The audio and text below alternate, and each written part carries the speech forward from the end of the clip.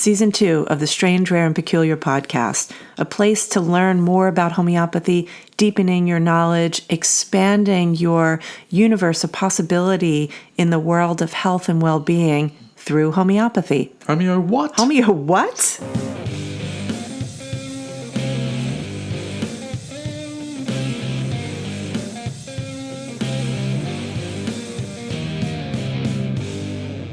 Good morning, good evening, and good afternoon. And it's cocktail hour. It is cocktail hour. Cheers. Cheers. You'll hear how many clinks there are. Cheers. 1, 2, up. There's a voice. There's 10 of us. Really only 3. But we've got Kimberlee Blyden-Taylor with us. Woohoo! Very nice to be here. Oh my goodness. Especially with the cocktails. It's cocktail hour. They're having Manhattans, or actually Philadelphia's. The drinks are Manhattan adjacent. A minor challenge in the vermouth department. Yeah, that's why I'm having wine, which is fine. Yeah. Actually, it's quite nice. What's But, up? well, we don't often get a guest on the podcast. Oh, that he said was because I was about to put my wine in a place that could tip over the microphone, because not only are we having a podcast with a guest and with cocktails and with olives, but... Nothing could And go oily wrong. cheese. and oily cheese. We're doing it in a precarious way. But we've got Kimberlee here, which is really exciting. She's here for a sleepover. And so, of course, it's like, well, let's do it. We got to do a podcast. Well, of course. Yeah, you're coming So for a visit. my first, where did you get those pajamas? I was about to say she's not wearing pajamas, but then that would have an implication that would take this down an even weirder track than it's gone before. As opposed to the pajamas taking us down a weirder track. Kimberlee happens to be the Chief Medical Officer and the Chair of the Homeopathy and Pharmacology departments at Sonoran University. Yes. I got all of it. Yes, you did. Of Health Sciences. Sonoran University of Health Of Sciences. Health Sciences. In Tempe, Arizona. Wow. Yep. That is a mouthful. But mostly she's my friend, and we've been friends for a really long time, over 20 years now. Yes, that is true. Yeah, we're heading into our 21st And year. you look exactly the same. And so do you. But it it's could actually be. true. So, folks, I'll just have a party But by it could myself be over here. that we look exactly the same because neither one of us can see anymore. But we met when we did our graduate studies with Jeremy Scher, the Dynamis School, in 2004 was the year we started. What year, Al, did you do Dynamis? 92. 92. And you did it in Toronto, Al? Was that the Toronto No, one? Toronto was the gallium proving. Gallium was yes, Toronto. No, London for me, and it was, Okay. it was a wild and woolly time, for sure. Do you know what his proving was? I do not. Oh. Take a guess. I was just going to Yeah, say. guess. 92. No, that was pre-radioactive ones. No. Or was it? It was. It was right around that time. Yep. He's I a am- plutonium I'm a prover. plutonium man. Oh, boy. So if you're new to this whole backstory, what we're talking about is that in Jeremy Scher's Dynamis program, every class does or did a proving. And so you're kind of known by your proving. And at the time, ours was 3 years. What was yours? 2. Only 2. Yeah. So we were in the Only 2. I got the date wrong. It was 94. 94. It was the missing decade. The missing decade. Sex, drugs, and rock and roll. Oh, so we were 10 years after you, full 10 years. Wow. And so, so you're known by your proving. And our proving, I mean, you would think that, like, in comparison to plutonium, that ours would have been innocuous, but no. But no, you would be wrong. Yes, Very wrong. our proving was wild rice. What's the botanical name? Zizania. Zizania. I know, I love that word. Yeah. And cremated. That was Freudian. It created a bunch of mania. It was horrible. And heart issues. Heart issues. I went to the emergency room, as did Jeremy and one other person. Thought I was having a heart attack. What was your experience? Dreams of end of the world, dreams of addiction, alcoholism, suicidality. Yeah. It was a tough one. Yeah, the end of the world stuff was really big. Like, were you one of the zombie apocalypse dream people? Yes. Ugh. That was a rough one. Yeah. Because I was just coming out. In fact, yes, I was only a few years away from a postpartum depression. And so I got very much triggered. The vital force got triggered in this way because it was very recent and unresolved. Wow. So Getting chills. That was a tough proving. Mm-hmm. That was. Was that the worst proving you ever did? yes. Yeah. Yes, I would say it is. But provings are always going to be worse if it triggers something in the vital force that's ready to come to Dang. the surface and needs to be released. Heck yeah. Yeah, there was plenty. Did you have any of the bird stuff? What Do you remember that? There were like seeing birds out of the corner of your eye or whatever. That Yes, but the reason for that with me, anyways, is one of those birds happens to be a good constitutional for me. Oh. Wow. How about that? I love this. Anyway, you shall be known by your proving if you're a dynamics person. So that's where we met. So we met a long time ago. A long time ago, yes. Yeah. Pre-children. No. Oh, no. I had a postpartum depression, so clearly right. I had a child. Or something. No, we had little ones. That's Yeah. right. We're doing a postpartum depression study. That's important. We got a really interesting protocol. Not that we prescribe by protocols. I was just going to say. No, a research protocol. Yeah. Entirely appropriate. But there's an audience, so I'm just saying. So you're translating for me. I am. You're welcome. You got to pay extra for that, you know. We've got a 4-arm study. We're looking at 2 remedies and their value. Sepia, Natrum muriaticum, right? 2 most commonly Makes sense. prescribed, right? And then the designer of the study put in, if you don't respond to either of to the remedy you're allocated in the first week, then you have your case taken and a full chronic case taken, and then you get your individualized homeopathic prescription. Which is, frankly, the most important part of your study. Yeah. A word of caution, I guess, around these things. Postpartum depression, I was prescribed sepia by a newly graduated naturopathic physician who, in all her earnestness, really, really, really wanted to help. So she gave me sepia. I didn't respond. She gave a higher potency. I didn't respond. She gave a higher potency. I didn't respond. She gave, I think, now looking back, I think a 50 M. Oh, wow. And I responded. Really well. Yeah. Wow. I responded, but Wow. Maybe not in the way she had intended. no. Jeez Louise. No. Yeah, it was a hospital visit. Yeah, because I just started almost psychosis. Wow. So Oh my gosh. The hair on my arms is standing up. Look at that. So it's a beautiful, now I'm getting the chills. Yeah. It's a beautiful place to start, and it makes sense. Sepia, nat mur, all of these, but you've got to take the chronic case if somebody doesn't respond. Exactly. Right. So it'll be really interesting to see what percentage of people are responding. And if, let's say that it's, beyond statistically significant, then it could be a great starting place. I mean, just, if you've got providers who are not trained in homeopathy, but they're dealing with it, we can, Sure. provide them with a framework. They could try it and then, take care of as many people as possible before getting them to the next step of a chronic appointment. And this study was designed by one of our grads. So in their final year, our students at AHE they have to write a research proposal. And then what we do at the end of every good for year you. is That's great. we review them to see if we will try to get funding for them. There were a couple really good ones this year. Oh my God, they were amazing. They were. And then who helps to do the publishing? Do you have an arm for that Yeah, afterwards? in our research office. Yep. Excellent. Yeah. Excellent. Yeah. Yeah. But one of the things, what I wanted to talk with you about, since we got you here in your pajamas, Exactly.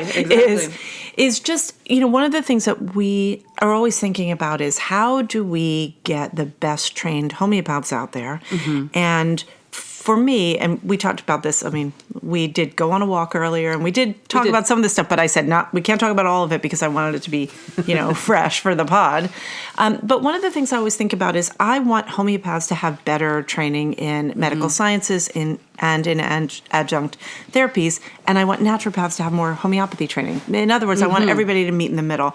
I mean, what do you, because you did a post-grad program in homeopathy after your naturopathy training. After naturopathy, yeah. Would you mind talking a little bit about what was your initial naturopathy training like in homeopathy, and what made you think to do more? Right. So the naturopathy training for me would have been 25 years ago. So it was different than what's there today. Many less hours today. So I would say I had very good training in case-taking methodology and analysis. Like most places, second prescription, terrible training, not enough hours. And relatively good training in repertorizing maybe materia medica. But naturopaths have historically so much to study that the modalities get a very limited number of hours. Right. So for me, I was blessed back in the day where I had people who had done Jeremy Shear's program teaching me and then seeing, oh, this person has some skills in this person has some interest, and I was led down the right path to study more. Got it. The reason I've ended up so focused on homeopathy as opposed to other naturopathic modalities is that there are very few things that touch the vital core, like the vital force, the Vasen. Homeopathy is one. Traditional Chinese medicine is another, because you're working with the body's energies. Yeah. You're not giving something that's suppressive if it's done in the right way. Right. That's the big piece there.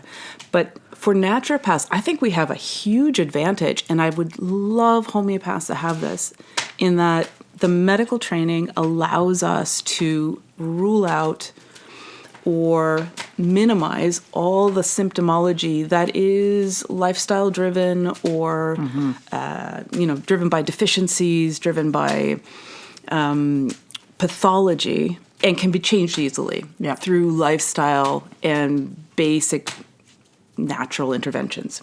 I'm glad you said that, because that is something that it's sort of a part of the clinical analytical process that we go through, is to talk about, what is the root of this? What is what could be changed? What might be just a lifestyle modification? And I feel like in a lot of homeopathy training, because it's just focused on sort of the remedy and what the remedy does, it's like the pill first, as opposed to removing the obstacles. It's the identification of the pseudo symptoms of the chronic disease that look like chronic disease symptoms and are not, or the artificial chronic disease symptoms. Listen to you over here. Well, you want me to be part of this or not? Here I am. With a Manhattan, Manhattan. Yeah, I know. And so, that's what you just said is very close to the way that Denise and myself, I'll never speak for you, but, I think... can in this. Yeah, in this context, I think we're pretty on the same song sheet. Yeah. Right? And so, the identification of those features, you said something interesting. I know, I get a feeling in the direction you're going to go. But one of the things you said is the easy removal of those impediments. Yes. Right? And then I think to myself, are you kidding me?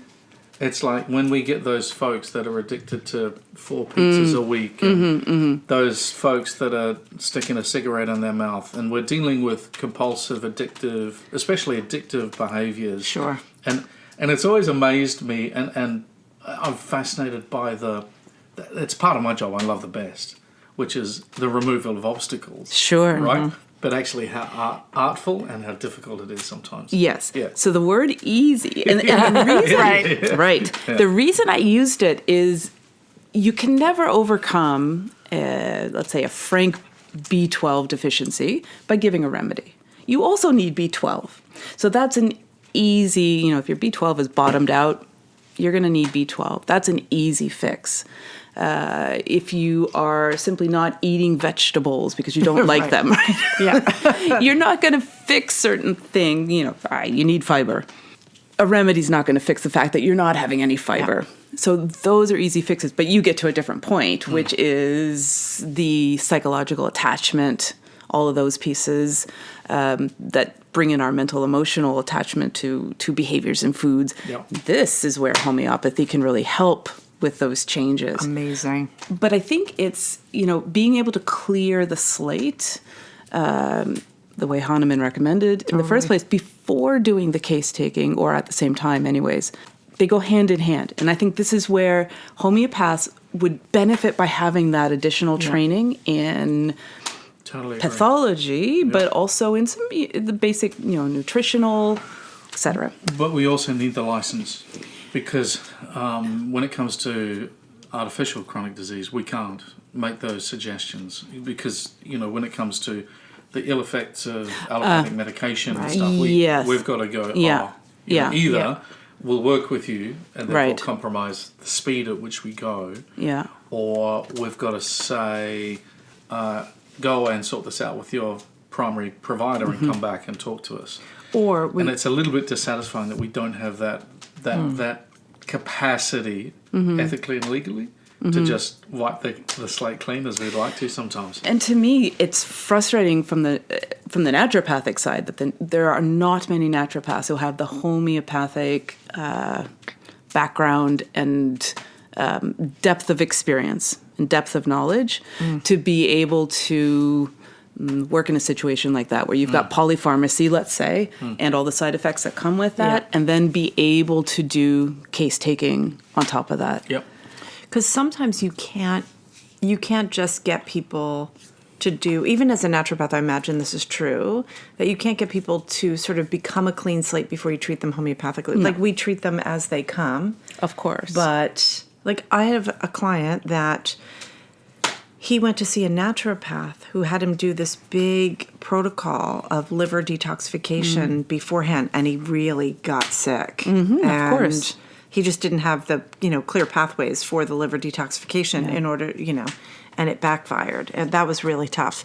But now today I had the follow-up I was doing when you arrived, this young woman who, she's great because she said, I want to ask you some questions, and I suspect that it's not legal for you to give me an answer to Oh, dear. them.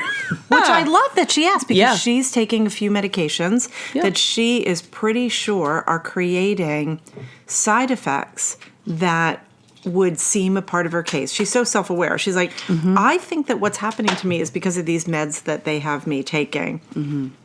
I kind of think I need to get off of them, but I probably can't ask you if I can do that. And I was like, thank you. That was it was amazing that she had the wherewithal. It does make it easier. And I said, but we can talk through what you're feeling and what your experience is. And then we can also look together at what the side effects are. This way, I wasn't telling her what I either knew or suspected, but rather I just said, let's share a screen and let's just have a look at what we can see on, WebMD or whatever, Mayo Clinic, whatever site we were looking at. But there are such potent intersections here that we could help with.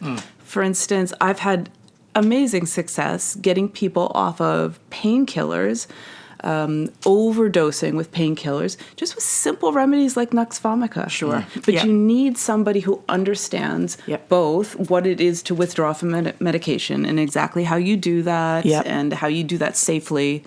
But then has the ability to use a remedy sort of in an acute situation like that, specifically for the side effects, and then not just stop there, but look at the underlying case as well so that you're not just suppressing the miasm. It's a really important point that you're bringing up because, and we talked about this earlier, we were talking about what are the ways in which naturopaths can do amazing work and what are some of the limitations based on how much a naturopathic institution teaches in homeopathy. And you mentioned earlier the second prescription, and that was what you and I were touching on in our earlier conversation. Sorry, I'm eating olives. Really yummy marinated olives. Really good. Lots of garlic in there. Yes, a lot of Is it garlic. time for an ad break? Do you want to tell us about the olives, where they came from, which side of the hill? It's a combination. You could do that while I get some more There you go. goat cheese and olive oil and herbs here. That's the Australian goat cheese. It's a sheep and goat milk cheese. And it comes in a little marinade, but I added a little, This is like cocktail hour over here. But the second prescription idea, this idea of how a homeopath is trained to... So smooth she is, so smooth. Yeah. Well, one of the things, like when you're studying homeopathy, it's, there's the acute homeopathy.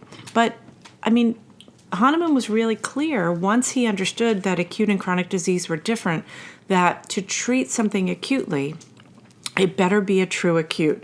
So a true acute, you either get over it or you don't. So it's going to be, there's going to be an exciting cause. Something happens to the person. They fall down, they break a bone. Or there's a cold wind that results in, whatever. or maybe they have a medication that they have a reaction to. Any of the, right? That then becomes an indisposition or a medicinal disease. But you have to understand the difference, like you're saying, and naturopaths have this fantastic training. Wow, that's loud. Wow, that is loud. That's really loud. I've been avoiding having a cracker just for that reason. Yeah. But You're welcome. wow, that sounds so You might delicious. as well go for it now that do it. We've got these really I good ask you a gluten-free question? crackers. Now that Go ahead. You were actually, now that you've chewed it up. you were saying So- something very important. Without understanding the difference between acute and chronic disease, or what? Well, if you don't understand the difference between acute and chronic disease, then you're treating everything as if the same. And then one of the challenges is, I can't believe, I'll talk while they chew. One of the challenges is that you are then just no slurping. not looking at exactly what is underlying, what is causing this symptom to happen. And so it was a great discussion in a fireside chat last week. One of the students, I think it might have been Vanessa, was asking about how do we talk in class a lot about how some remedies are short-acting, some remedies are long-acting, some remedies are very deep, some are more superficial, and some, of course, are anti-miasmatic remedies. And so Hahnemann got very clear. What was that? I sounded like ice, but I did. do There's not no know. ice. Anyway, Hahnemann got really clear from 1816 onward that not all diseases were the same, and to treat something acutely that actually is part of a chronic miasmatic predisposition had the potential to either be suppressive, so too small a totality perspective on something could be suppressive, or if you are, in order to make it work, you then have to repeat the remedy over and over and over again, which becomes problematic. So the other thing about the second prescription is that it makes the assumption that every prescription is the same. Oh, wait. No, sorry, I see smoke coming. That's from a candle. Oh, It's just that the candle is done. dear. Yeah. Wow. Oh, so many things that happen when you're many having things on cocktail this hour table podcasts. here, yes. Exactly. By the way, we're in the living room in front of the fire with... The Christmas tree. Because of the heat of the fire, I can smell the pine coming. Oh my goodness, it's beautiful. Quite nice. The beautiful Manhattan, that was delicious. Or adjacent Manhattan, we should say. We once tried to do... Our podcast is called Stranger and Peculiar, and we once tried Stranger and Peculiar After Dark. We didn't. We couldn't do it. Remember that? We had a cocktail, and we just... It was so... it didn't work. We tried 3 times. We did. We tried. Yeah. And not at the same time. Or No. I hope not. no.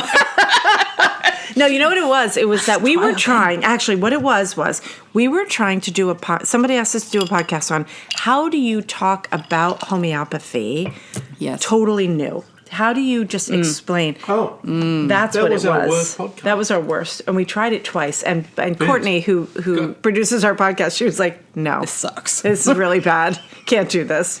Yeah. Why, thank you. This is the Sancerre. My goodness. Is that a Sancerre or is that the... Cheeky Spanish. Cheeky Spanish. Cheap Spanish?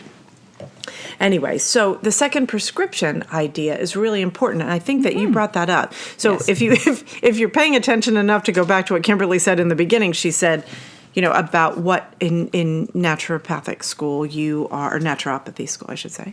Naturopathic medicine, to be really accurate. The second prescription concept is it's a bit in the weeds of philosophy in a way that if you only have 150 hours max, you're not going to have time for. No. And you're not going to have time for niceties like miasmatic theory. Yeah. And, removal of chronic disease is extremely complicated when it's overlaid by things like medicinal diseases. So pharmaceuticals, which most of the population is on. Totally. So this we need to really concentrate on. If we ruled the world, we people, we've talked about what would the dream education be? Right. And I love that. I feel like Al and I, we've been building these relationships with medical homeopaths and our naturopathic homeopathy friends. Al disagrees. Al disagrees with that face. Mainstream education. Yeah. Matrix 1. you just Blue pill? no, you've already taken the pill. Oh. You just get the right chip, the chip. put in the back of your And you neck, know it all? and that's it. No. That's No. the perfect I education. love Nah, the the reading learning. and Yeah, the studying. I mean, who I don't doesn't want to fly like the helicopter? who doesn't like reading, texts from the 1800s? It's true. I know It's you so do. Much I fun. do. Love. But I think the conversation that we've been having is around how do we kind of elevate all of the ways in which people who practice homeopathy are practicing. So if you're a person that doesn't have medical training, getting them trained up in the medical sciences. Yeah. I mean, we do them. Yes, you raise your hand. Please, miss. Yes. Miss. You may Please, proceed. miss. That's Yes. ma'am, Here's to, what I- ma'am to you. Yeah. Here's what I would say that we do first. We celebrate what each of the branches Yeah. do really, really well. The branches. Let's Yes. talk branches. What does naturopathic medicine do really well? Right. And even Yeah. from a homeopathic student's perspective, right? And this is Yep. what I would wish for homeopathic students, because I think the thing that they do best in the end is the synthetic, can't say that after a Manhattan, the synthetic thinking. So looking at, let's say an example, specific pathology. So rheumatoid arthritis. We know what that does in the joints, but it also affects, because it's systemic and it's autoimmune, it affects everything in the entire body. So you have to look at everything from the mental, emotional to the bowels, the skin. So naturopaths are very good with that kind of looking at everything holistically. Yep. What they're not good with then is that moving that into, and many people would disagree, but I think They're not here. synthetic thinking. So synthetic meaning not just a, turmeric for your inflammation and, something for the pain and something to detox the liver, but looking deeper than that and looking at what all the things that affect the vital force. You Yep. want to keep going? Oh, I could, but cut me off because I'll keep talking. So, because you've gone to part B for me, so can we continue with part A? Sure. Part Do you A. even know which part A is? I was going to ask. What if let's celebrate what Homeopaths do really well. professional homeopaths Yeah. do really, really well. Better than their mates down the road. Go on. Oh, I just had cheese. Okay. So I'll answer the question, rhetorical then. So we have the time and space in our curriculum Oh, okay. I see. to be able to go deep into those things that you were mentioning before. Chronic disease theory from a critical thinking perspective. Yep. We've got, because as you take Yes. your student on a journey, especially if it's a 2 to 3 to 4 year journey, depending on the course, you've got the opportunity to identify and describe stuff. Yep. But then you've got the opportunity with the time, and especially in clinic, Right, the application. to critically analyze or critically think about those concepts. Yes. Can I add one more thing, please? Sure. I raised Yes, my hand. yes. Yes. I think the other thing that homeopaths do exceptionally well in their curriculum, which you may not recognize because, of course, you're enmeshed in that curriculum, is that you have time to understand the totality of the remedies. Yeah. We need to understand the totality of the person's presentation, but equally, and as homeopaths, it sounds like I'm saying something super obvious, but I'll No. tell you why I'm saying it. We need to understand the totality of the remedies expression. Yeah. In naturopathy, because, well, I won't justify it, maybe, for whatever reasons. In naturopathy, it's come down to a lot of keynotes. So, here are the keynotes of Lycopodium, Pulsatilla, all these different remedies. Here's the main picture. Let's read a little bit of Nash and Allen.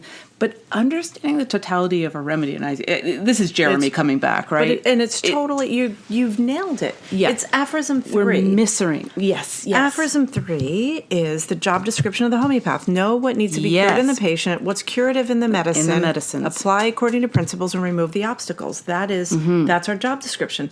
But those first 2 pieces are really complex. Naturopaths do the first one a bit better, maybe, because they're looking more at they have the background in medicine and the pathology, and so maybe they have a bit of extra there, and the homeopaths have extra with understanding the presentation, the totality of presentation of the remedy.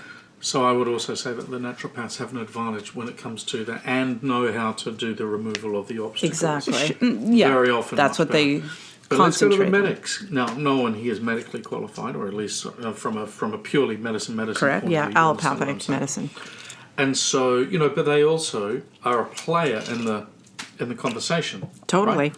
So what do they do better? What do they do best? Well, can I just say why I think we need them so much is that I believe that if we are going to make the systemic change that we really want, we need as many of the medically qualified people to be learning homeopathy at whatever level they are so that we can infiltrate the system to fix the problem from the inside. But Denise, how is that going to happen? Oh, it's totally going to happen. How? Because, so... Let's get into this. Oh, totally. So I worked for 5 years at an outreach clinic for Beth Israel Mount Sinai Hospital System. Okay. And I worked alongside a medical doctor who we then trained in homeopathy who... But you could convince somebody. But if you're not there. No. But I'm just saying that I watched how we can do this job. So interestingly, with this project that I was doing, the whole idea was that we were just going to treat acutes, right? So this was a high volume clinic very close to where you've been staying on the Upper West Side. Oh. Yeah, it was in Morningside Heights. So really? It was 114th and Broadway. That's my old stomping grounds, Yes, actually. at Columbia. Exactly. Yes, exactly. So we're right there. And so this was a Right by busy... Yeah, right in Morningside Heights. So it was... they had been there for more than 20 years by the time I started, and it was in a soup kitchen, so they served meals. They had a regular clientele, which meant you got follow-ups. That's right. They got grants, so they had showers, and they had all the facilities that people who were unhoused or underinsured or uninsured would keep coming. Fantastic. Right? Yeah, My so it gosh. made for a great clinical setup. It also was incredibly complex because we thought, well, we'll just, we had this like very high ideal when we set it up. Oh, we're going to treat the conditions for which there's robust research. We didn't see any acutes. Like a drunk guy falls down the steps and you treat the bruises, but here's at the end of Monica. the day, you've got really complex chronic diseases. And you remember when Jeremy These used are the to most talk about- complex people ever, actually. Exactly. And they are over medicalized. They are, they're often, this one guy was so sweet. He wanted a vaccine every time he came because he felt like it was going to help him stay healthy. Okay. I mean, right? Like, and that is, look, you take people where they are. But it made me think so much 100%. about, remember when Jeremy because when we did our dynamics, he was just beginning his work in Tanzania. He was still going and visiting. That's right. And he was talking about like the development of what he called no BS homeopathy. Mm-hmm. And that was a chance to do that. I'd take 20 cases in a day, chronic cases, right? And the reason I bring this up is because sometimes I think when we think about how an allopathic case is being taken or a naturopath is taking a case in their clinic, you only have so much time. You can't get into all the That's right. deeper stuff. But in reality, you can. If you have all of the theory ready to go. So you can do the acutes, but if you are a well-trained homeopath, you can do it. And I would contend that 50% of our graduates, and the reason I'm saying 50% and not 100% is I think there's a temperament involved, because would you ever do that job? What I was doing at the clinic there? Are you kidding? No, With the scabies? yeah, with the scabies, with the smells. Not for Al hated everyone. it. Not for Exactly. everyone. So I'm not saying from skill set that people aren't ready to. I have to tell you, the scabies thing is pretty funny. It was deliberate. It was. Do you know Loretta Butehorn?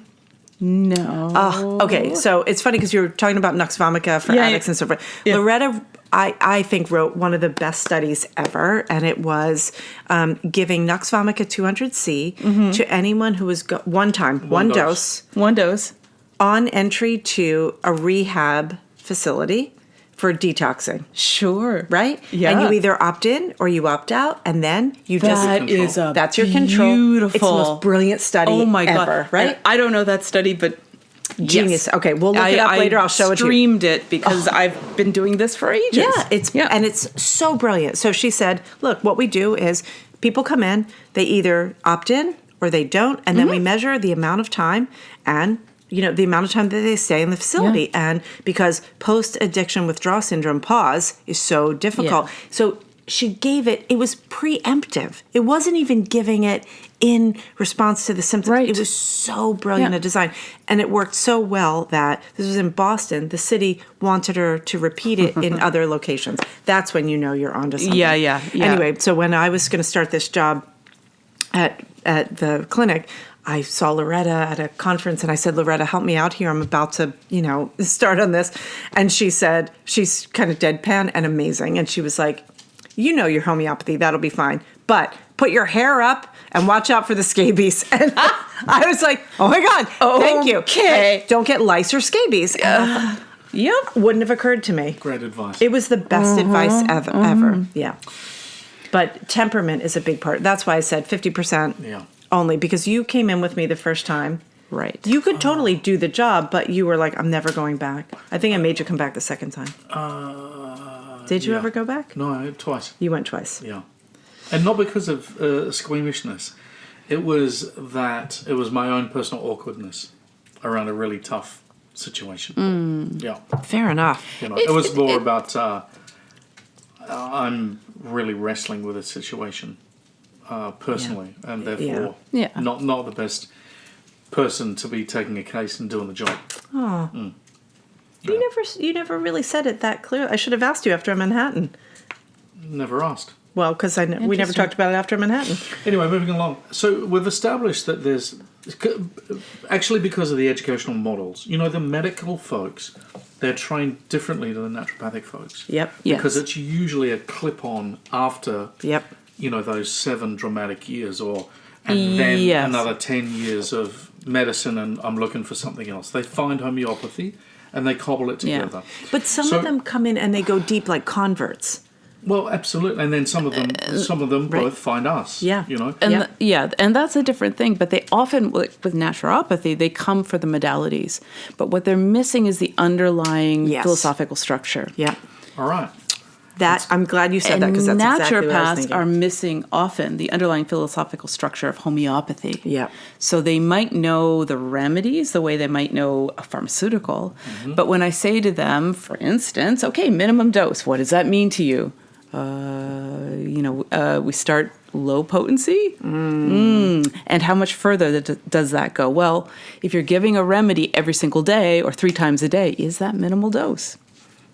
So these concepts are so important to start with as an underlying foundation. To me, what it says is there's strengths within all of our systems. I totally agree. Yes. Yep. Clear weaknesses as well. Our one is clear. If we're going from the homeopathic point of view, the weakness is in the medical science. Yeah, we're siloed. That to me is the issue.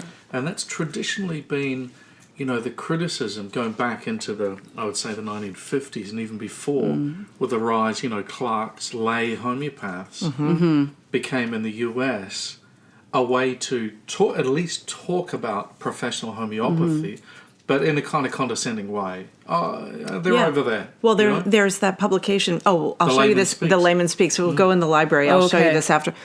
The Layman Speaks. And whenever people say lay homeopath, I bristle. I don't consider myself a lay homeopath. No. When I hear that term, and with respect and apologies, folks, if you're listening, I want to punch people with that term. But you don't punch anyone. You couldn't even. And I think so-called lay homeopaths are crucial because these are a lot of the people who, at home, become actually passionate, very, very good acute prescribers on their own for their kids, their family. Totally. These people, they drive the economy anyways. They totally do. You're talking about what I would describe as domestic homeopathy. Exactly. I don't have that word, right? Yeah. And so that is, and it gets confused because, this Constantine Herring and the domestic, what's it called? The Domestic Physician. Yeah, the Domestic Physician. Do you know I can't find a copy of it in the library? We got 3. I know. Well, there are 3 copies. I know. I need to see. I couldn't find it the other day. I'll find it for you if you find my credit card. Oh my gosh, he lost it again. Yeah. Usually he leaves it at the wine store, so this was different. He's left it there twice. Which might be why we're out of the sunset. Exactly. and the vermouth. But this the domestic physician idea, people talk about it. Oh, that's the rice cooker, not an alarm. Sorry, this is a great podcast. Jasmine rice for dinner. Yeah, this is... We're going to have salmon and rice. Yeah.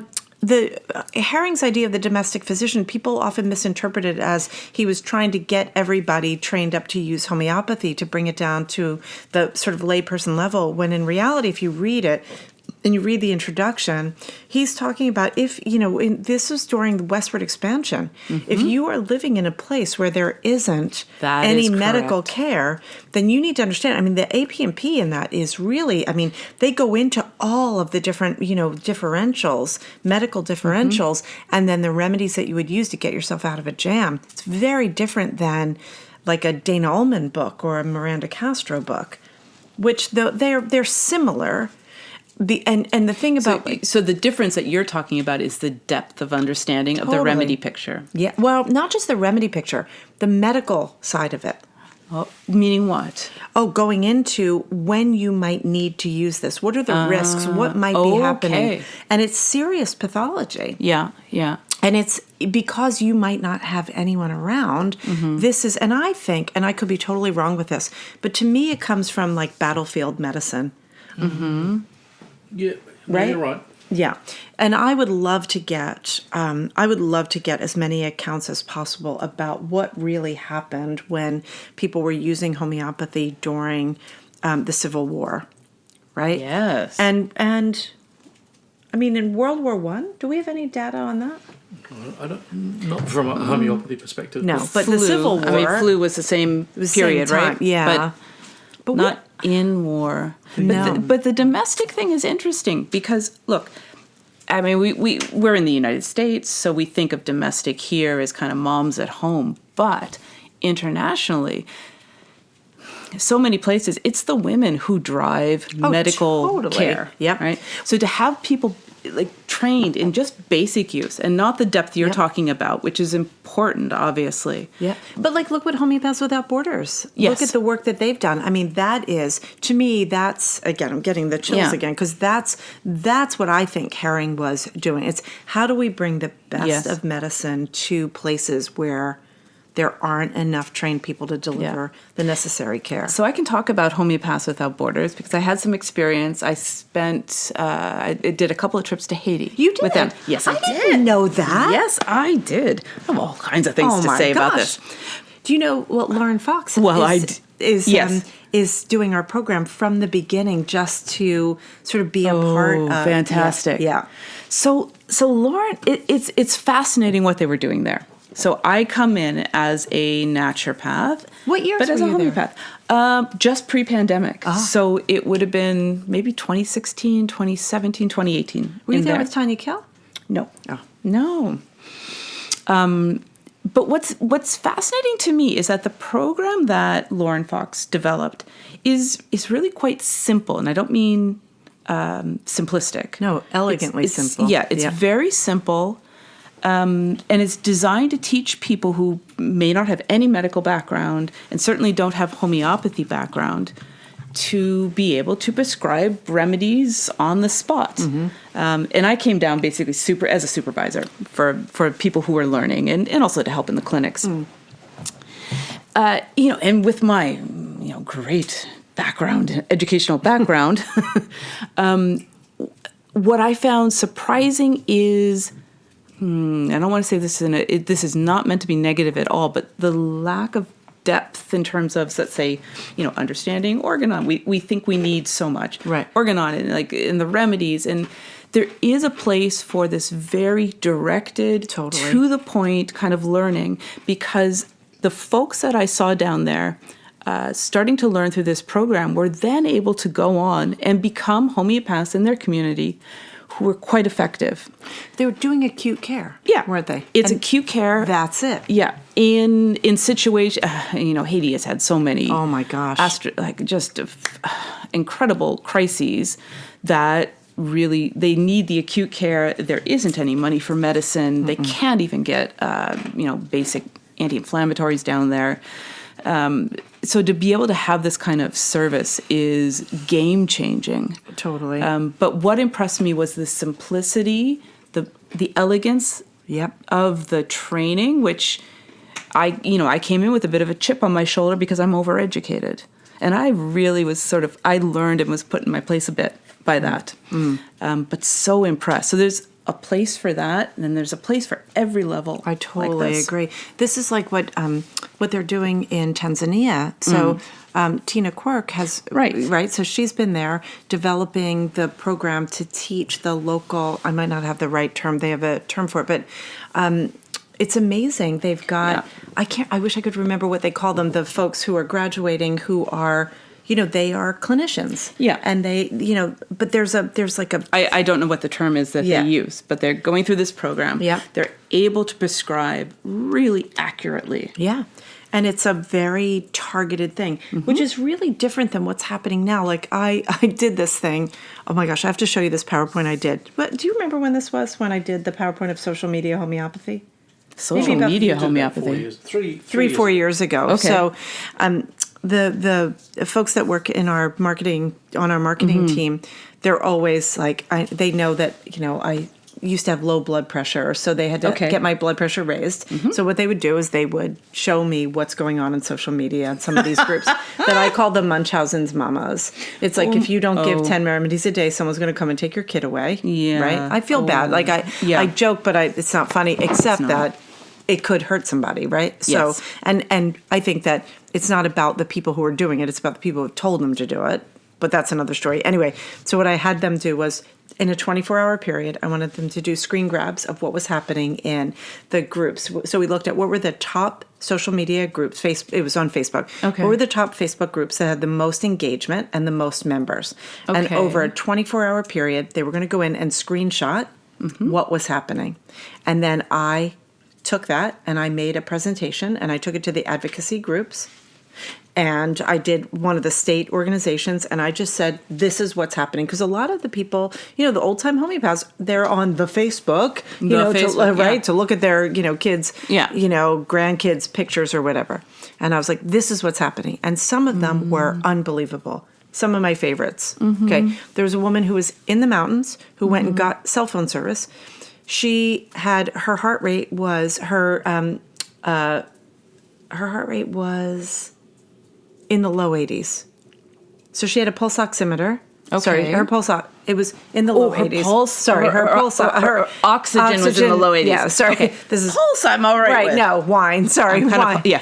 So she had a pulse oximeter with her, and she was in the low 80s, and she's on Facebook saying, what remedy should I take? Gosh. And then talking about the kits that she had with her, plural. And she was naming brands. And I'm like, if this isn't a risk, and anyway, another one was a woman who went on and said, my husband has diabetic neuropathy. Oh. What should I give? He had lactose. Another one was, I've just been gifted a bunch of calc carb. What are some of your favorite uses? Like a recipe exchange. Yeah. So Sourdough. Sourdough, exactly.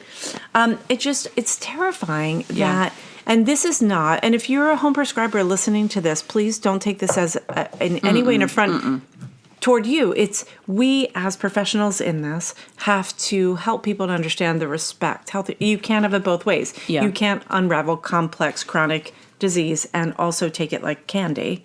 Yeah. The remedies are potent and they're active. Yep. One of my major qualms is this idea that, on the one hand, we get the argument that, there's nothing in there. Right. So it's, you're giving a placebo. But if somebody gets hurt. If somebody has a so-called side effect or reaction, all of a sudden they're toxic. Sure. Well, it can't go both ways. It can't. It absolutely can't. And, akin to that, giving a remedy... taking a remedy based on one symptom. So, as the example I was giving before, stramonium for insomnia is a huge risk because stramonium is an extremely potent remedy for many psychiatric conditions. Well, and now some of the people who are quote-unquote teaching homeopathy to the quote-unquote lay homeopaths are talking about everything is a one-sided case, and they're using Hahnemann's one-sided case idea to make a justification for giving a small totality intervention. Are you serious? Oh, wow. Yeah. And so, anyway, we're getting close to the hour mark. What do you mean? We've been talking for, 49 minutes and 51 seconds. We're just warming up. Exactly. This is going to be like our thing with Atik. It wound up being 3 sessions. Yeah. Well, we can cut out the... To close chit-chat. the loop, it is...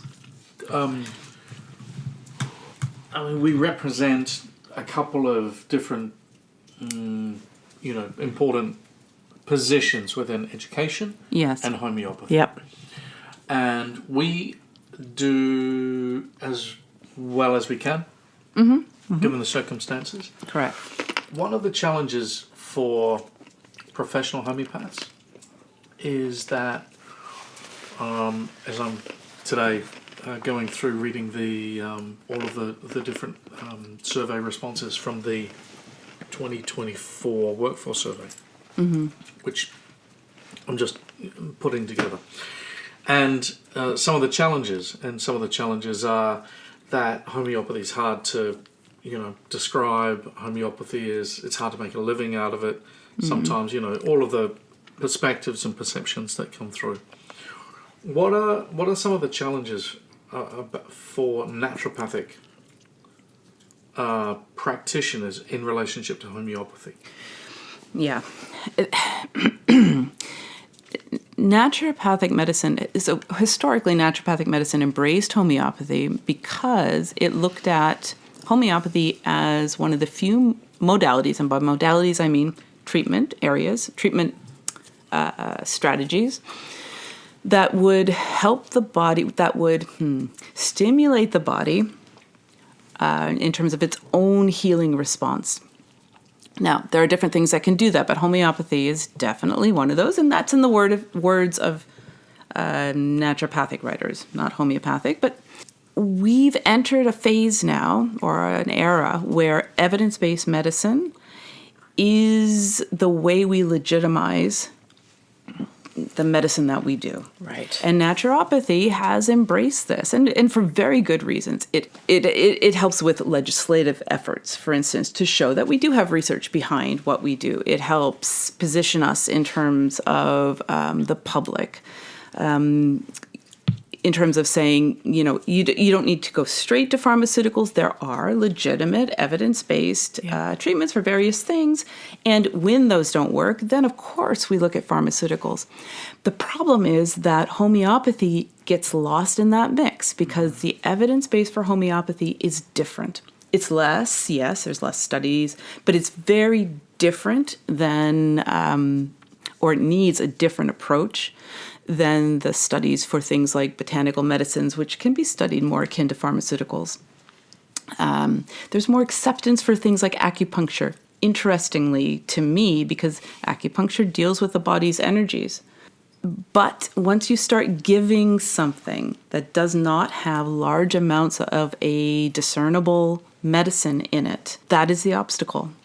And so for naturopaths, many have started actually pushing homeopathy away to say, it's just not acceptable in an evidence-based world. And that is such a heartbreaking and frankly, in my mind, not very scientific approach. If you give somebody a remedy and they have what they consider a good reaction, the naturopath of today will often say, well, obviously it's not the homeopathic remedy that you gave because there's nothing in that. So by definition, it can't be that.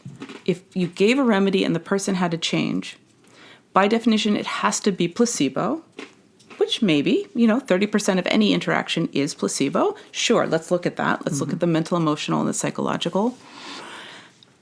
But clearly, because there's no discernible material substance in that remedy, it can't be that, so we throw it away. To my mind, the scientific question that needs to be pursued is when somebody has a good reaction to homeopathic remedy, let's look into everything that we don't know. Could it be placebo? Yes. Could it be something else? We don't know. That's where the science is.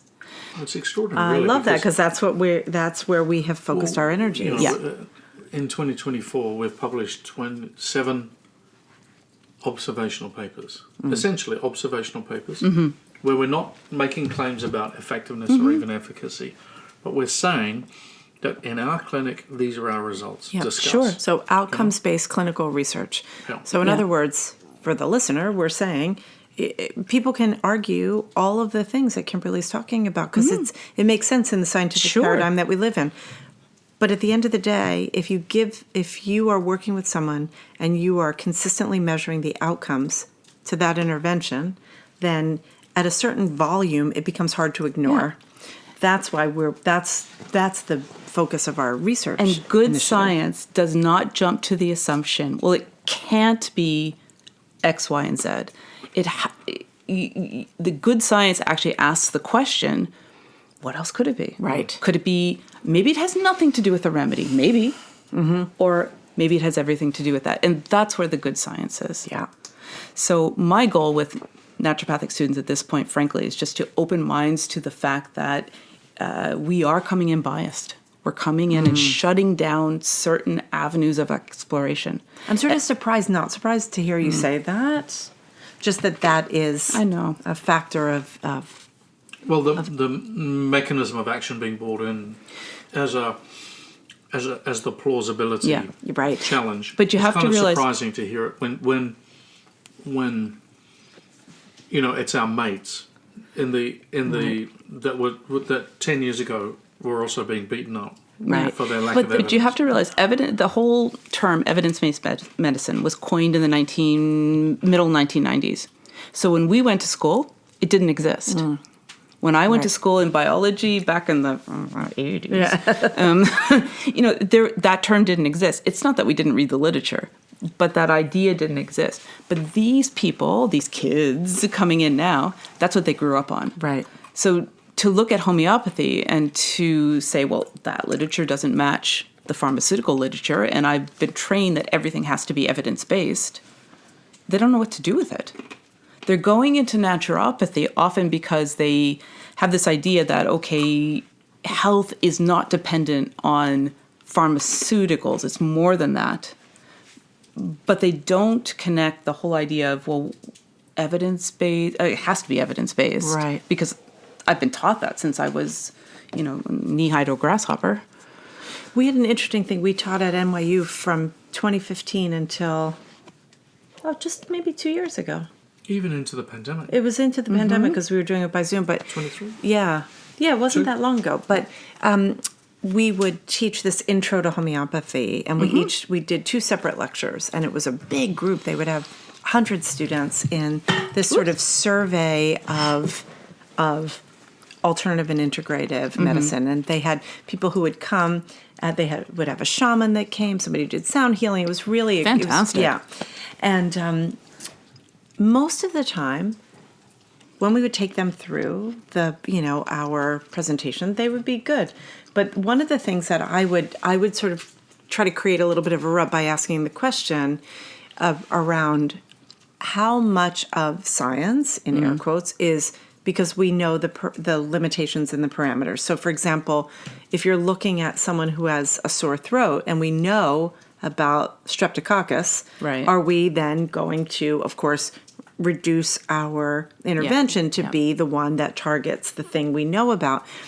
What about all the things we don't know about? What about the unknown information of, viruses, bacteria, of, fungi, the interplay of everything in our bodies? And you would watch some of the reductionistic minds sort of twitch, like, what do I do with this? Wait, what? And the problem is, if it is, let's say, strep throat, so streptococcus, and I don't treat with antibiotics per protocols, my liability goes through standard of care is a big problem. So and I guess that's kind of where I was guiding you. Yeah. Because I know, I got you there. Look at your face. You're tickled. Well, it wasn't so much that. It was that the naturopaths, as in licensed serious naturopaths, have got a challenge. Absolutely. And the challenge is that they need to provide evidence-based interventions, make clinical decisions based on the best evidence, which a lot of the time, 50% of the time, is not there. Of course. But that's another matter. And then you've got another challenge as well, and that is big financial constraints when you come out of school. Yeah. Oh, yeah. And I suppose that's kind of a big difference, because if you're if you're a homeopath and you're, a Hahnemannian individualized homeopath, that means that, at best your remedy's going to cost maybe $18. Yes. For the client. And your education. And if you've got a $250,000 debt, that's a yes. That's and you're doing 2 to 3 hour intakes because you're a beginning homeopath, and you want everything, all the information. What are you going to charge $1,000 for? And I know of a clinic in Arizona that charges $975 for their initial intake. I have no idea how they're staying afloat because. Well, I mean, because people incredible. are desperate. We were talking about this earlier, how many cases I've taken on where people are tapped out. Their resources are tapped out from having spent so much money on mediocre homeopathy. And I feel bad. And that's not right. No, but we need, so as we close it up, we need really, really, really well-trained homeopaths. And if we had our dream, we were talking about what would our dream be? It would be homeopaths that have this incredible background that allows them to be conversant. So a background in the medicine. To be conversant. So I'm going to talk for you for a moment here. Why not? Be conversant in the pathology for one. Yep. To be conversant in the pathology, but also in the pharmacy. Gotta be. The pharmaceuticals, which is, shout out to Sonora, and I don't know if they meant to do it this way, but as chair of homeopathy and pharmacology, I think it's kind of brilliant. Yeah. Everybody's on pharmaceuticals. You have to know them backwards and forwards. We spend a lot of time talking about this. A lot of homeopathy schools just either ignore it or you can't. You can't. You can't. And you absolutely can't. Have to, and if you're going on the idea, we didn't really get to go into second prescription. We should have done. This is like a whole. This is the second hour here. Exactly, but the idea that a lot of homeopathy is taught as if you come up with the one remedy that solves all the problems, when in reality, and we need to debunk that. Totally. Yeah. You've got to understand how to apply the remedy to what you have in front of you and then keep that ball rolling. So going back to the utopian school. Yeah. Yes. The homeopaths. So background in the pathology. Has to be. And the pharmacology. Yep. But then what naturopathy can bring to it is the foundational, what we used to call nature cure. And nature cure is really what is for the individual, not just general, for populations, but for the individual, the right diet, so the right things going in, the right things coming out. Got to come out. So the, excretions and detox and all that business. But things like right environment as well. You need to take into all those pillars of health around you, community. How do you, as I like to say, clear the slate? Because a remedy is not going to solve a B12 deficiency.